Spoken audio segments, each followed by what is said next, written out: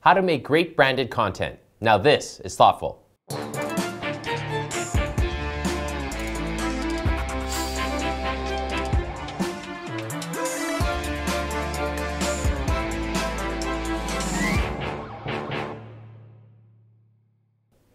Hello, I'm Trevor Lai in Shanghai. Content marketing is the latest buzzword in the advertising industry, and it certainly is a compelling way to connect brands with consumers in more personal and authentic ways. Social media has changed relationships between consumers and brands, and the ad industry needs to respond. But if it's not done right, content marketing can backfire. The US has been a global leader in the move towards branded content and entertainment. We're joined in our studio today by one of the most influential voices in interactive marketing and social media in the US, Ian Schaefer, CEO of Deep Focus. Ian, thanks for coming in today. Thanks for having me. Let's start by looking at the reasons why advertisers and brands should start producing more content. Now, just because technology allows them to create more content to interact with consumers directly, does that mean that they should? Let me put it this way. So the guy doesn't get the girl just by standing in the corner and waiting for her to approach them. So, it's important for advertisers to actually take that first step with consumers because the fact remains that consumers don't really want to be approached by advertisers. So someone's got to take that first step. And that doesn't necessarily mean walking up to every consumer and flirting with them.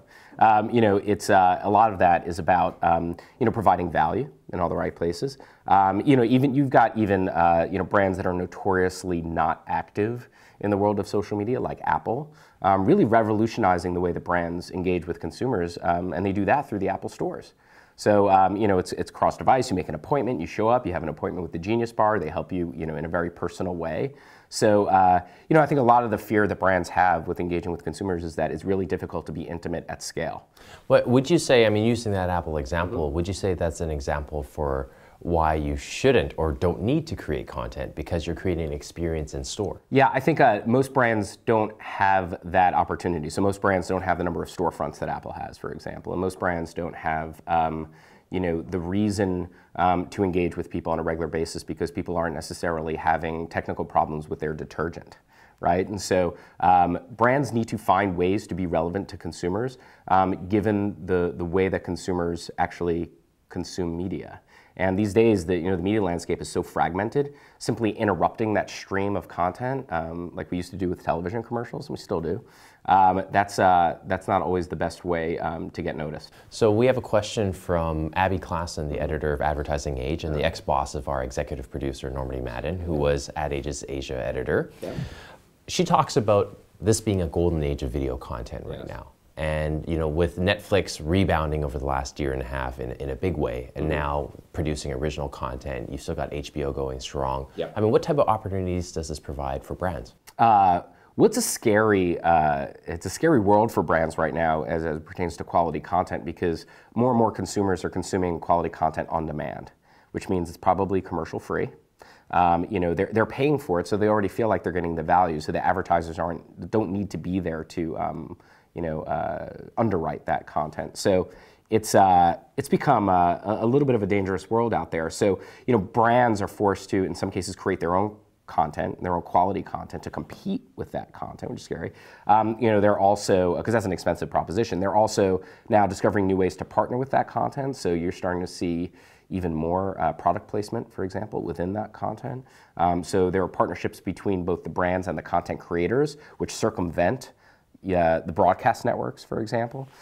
So that's happening as well. But I think at the end of the day, I think that's why brands are leaning towards creating some of their own distribution channels because the former distribution channels for their marketing messages, it's becoming harder and harder to reach a lot of audiences at once. And I think that a la carte streaming of content is making it more difficult for synchronous reach. And advertisers have gotten addicted to synchronous reach over the years. Right. So what that is in turn doing is actually increasing the value of, say, live programming, sports, award shows, events, live events. And so those are carrying a premium. And you've got platforms that are out there, like at least in the US, like Twitter, that are taking advantage of that and trying to create ad opportunities for brands to associate with content that's on the television screen with content that's on the mobile device. And so, bringing those two together presents an opportunity for brands to take a traditionally passive experience like television and make it active. And when I look at we're in early stages now, but when I look at now, it's basically what you're saying is, okay, as advertisers and brands, we no longer can, hit people over the head with that 15 to 30 second obvious spot. So let's find this other way to package it. Okay, let's put it into the content. And once consumers start to look at that and say, no, wait, I've had enough of that. Is there another evolution, or are we very early here so that there's lots of room for growth and expansion? I think there's definitely room for evolution, and I think that evolution is actually happening on devices that are not the television. So, for the last, 50 years probably, people have been talking about convergence. And everyone thought the notion of convergence was going to mean all of our information, all of our communications unified on one screen, and that would be the television screen, because that's where what people gathered around for, in some cases, up to 8 hours a day, which is crazy. But now I think the idea of the modern concept of convergence, which is already happening, is multiple screens working together. So I think brands are now starting to navigate, in many ways, away from the television screen, because that's maybe a place for high quality, high production value content, and onto the more active screens like mobile devices or tablets, for example. And so they're experimenting with lots of ways to do that. I think they're also looking at high quality content that's not controlled by the television networks, and instead going to places like YouTube, who are discovering new content creators. In some cases, they're reaching the same size of audience a month as network television. So you're talking about 3 million people, for example, every month, which is what a show on kind of a lower tier cable channel would be able to deliver. And those people care more about the content creators in that case. Well, and it also gives opportunities for fledgling networks like Awesomeness TV, which also recently did that deal. When you look forward and you see brands becoming more and more involved in this process, becoming publishers, do you think you see them going as far as owning their own distribution channels, or do you think that that's not necessarily the smartest thing?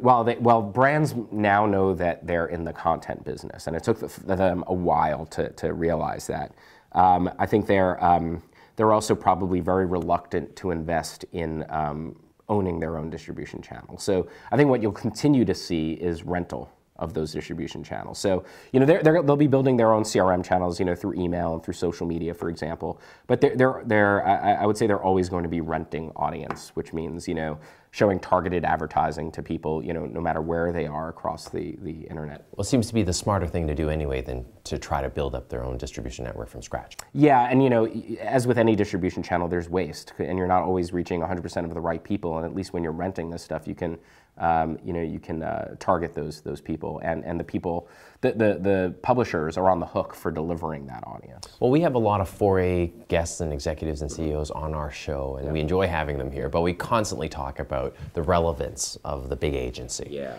So everything we've talked about today, do you think ad agencies are actually equipped to handle this transition, or does everyone need to come to you guys to do this sort of thing? Good question. I think it's very hard to be agile and big.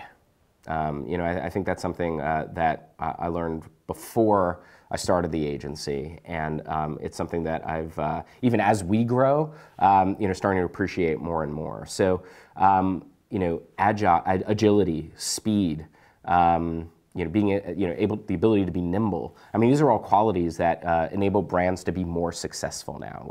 With the speed of content and really the speed of the consumer. And in most cases, consumers' adoption of technology is faster than the use of technology by the advertisers, which is a relatively new phenomenon. So speed, agility, these are things that that smaller agencies tend to be able to provide in bigger quantities than the larger, maybe holding company owned agencies. So, we're seeing the trend that we're seeing here at our agency is that more and more often, because of our proximity to the consumer, because of our focus on digital and social media, we're oftentimes being positioned as the lead agency internally, the ones that are most in touch with the way that consumers are actually consuming media, as opposed to the larger agencies, which are focused on delivering creative in bulk, buying media in bulk, and still there's, when you're buying tonnage of media, there's spending leverage, spending that you can leverage but to get cheaper prices. Right, and doesn't this fragmentation that we're talking about of all this different new types of forms of media channels, et cetera, doesn't that affect their leverage when you're talking about buying in bulk, et cetera? Does that make them change their focus, or is it not putting a dent? So, well, increasingly media buying is becoming commoditized because in many ways it's being automated. So, with so many things happening without actually the human touch, with targeting being able to be affected by machines even better than humans can. It's in the same way the stock market is. Computers are doing a tremendous amount of trading on the stock market, and the same thing is happening on the ad exchanges. So media agencies are being forced to also prove their value, in ways that, where they're trying to put humans more at the forefront of strategy. In many cases, they're selling content strategy because media dollars can go to underwrite content development with publishing partners. Typically, that's bigger, heavier content, though, slower moving content, documentaries, 5-minute films, things like that. There is still a need for that, but there's also that need for a high volume of lightweight content, such as the Moment Studio provides. So both need to exist. And it doesn't necessarily always have to be the media companies that are buying those partnerships to deliver. So agencies are still making TV spots, 30-second spots. The cost of those are coming down, though, and that's historically where the profit margins were. So there's going to be some vulnerability there, and we've seen it happen firsthand. And of course, as any smart business people would, we're trying to take advantage of that. And adapt. And adapt. Let's take a break to hear from the sponsor of this week's show.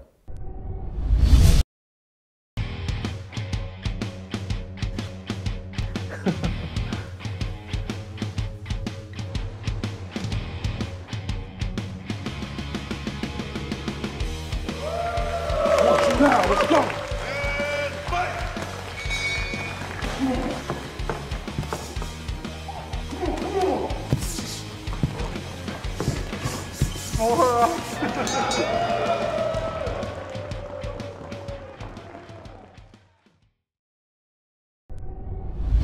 Welcome back. Today in our studio, we're talking with Ian Schaefer about content marketing trends in the US. So when people talk about engagement, this term's bandied about a lot, but I'd like to know specifically in your world, what's important? I mean, you have views, you have shares, you have likes, you have comments, and some people will argue that comments, good and bad, are great because it shows people are engaging, but it causes this problem. Recently, there's been some discussion about how do you control comments so that you don't have a bunch of flamers, leaving offensive or potentially messages that turn off consumers who are trying to consume that. Yeah, often attempts to control that kind of conversation usually backfire. So I think brands are waking up to the fact that we live in a world where people want to openly discuss the products that they have to offer, and it's creating in some cases radical transparency for those organizations and maybe even corporations. Engagement in general, though, is a really fluffy term. It covers a lot of other words. It's an umbrella term, and so you think about comments and shares and likes and views and all these kinds of things. It's great that we're able to measure that, and lots of companies have sprouted up to measure those things better. It doesn't mean a thing unless you understand what those variables mean to your business results. So, a lot of brands will identify those as performance indicators, but they won't make the leap to understand whether or not they're key performance indicators. So what does a video view do to someone's perception of their brand? Does it make them more likely to buy, more likely to recommend? And unless you take the time and money to do those kinds of studies, to do that kind of research, simply measuring all of that thing will just make it look good in a presentation or a report. Especially since, you want to talk about companies sprouting up. Aside from just sprouting up to measure, there are companies that have sprouted up to boost those numbers. Yeah, exactly. Well, the advertising world, the ad economy is basically buoyed by artificial attempts at creating results that you would otherwise have to earn. right? So if all products were amazing, we probably wouldn't need advertising. So the fact is, there are lots of different products for lots of different use cases and lots of different budgets. So we have to rely on advertising to succeed in a competitive world. And that competitive world is just not competing about product usage, it's in product awareness and brand awareness. So companies looking to artificially boost awareness is basically that's the root of the whole media industry, right? And so we have to figure out whether or not, like, how do we trace that awareness all the way back to sales numbers. And in some cases, we've been able to prove that consistent exposure to content, for example, actually results in increased sales to the people that were exposed to that content. And it's great that there are companies like Datalogics, for example, that are out there that are doing a tremendous job in the US and even in Europe to actually draw that correlation. I think previously it was hunch-based.